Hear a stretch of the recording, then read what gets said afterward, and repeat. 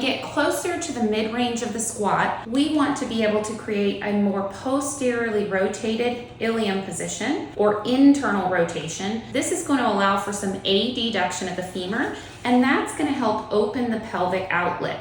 So when we go down to the squat in the mid-range, we want to feel like our sit bones are spreading apart to allow the femurs to glide back into the socket, open up the pelvic outlet, and create a concentric anterior pelvic floor that can push us out of that mid-range position. So this position can be really hard to achieve if we are stuck in a little bit more of an externally rotated position of the pelvis, because we are in more of an anteriorly tilted position, or because we have too much tension on the back side of the hip between the femur and the pelvis, or between the pelvis and the sacrum. And so considering exercises that help to open up this area, so when we descend down, we can get that nice opening on the backside to allow for our spine to have a nice neutral curve versus having to overly tuck to get down in that position, or overly extend and not being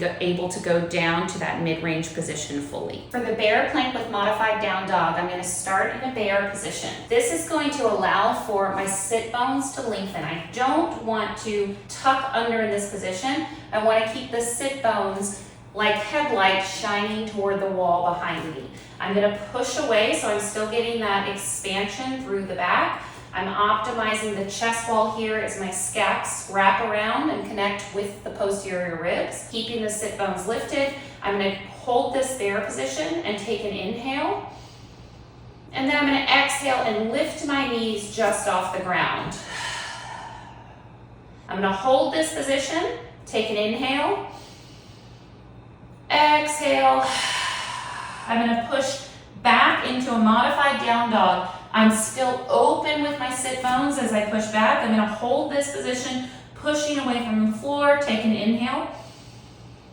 Exhale, I'm going to come forward into that bear position. If it's too hard to hold the knees up, you can drop them down. Take an inhale. Exhale, move back into that down dog position. Inhale.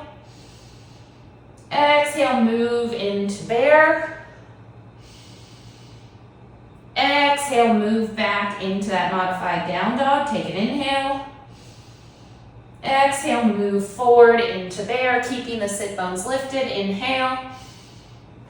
And you're going to repeat that for 5 reps in each position. For this mid-range squat with adduction, we're really working on using the adductors to help open up the pelvic outlet and allow for that expansion on the back of the hip and the back of the pelvis to happen. So I'm going to use wedges for this. I'm going to try to stay in the mid-range, and I'm going to do more of a 1.5 squat here so I can really optimize that position. I'm actually going to grab a weight because it's a little bit easier. I'm going to place the block between my knees, and depending on your comfort level in terms of width, you can place the block like this to have a little bit of a wider stance, or you can place it right between the knees like I'm doing. So I'm going to hold the weight in front of me. I'm going to get a little squeeze on the block. I'm going to drop down into the squat, allowing my sit bones to stay lifted. I'm going to inhale as I go down.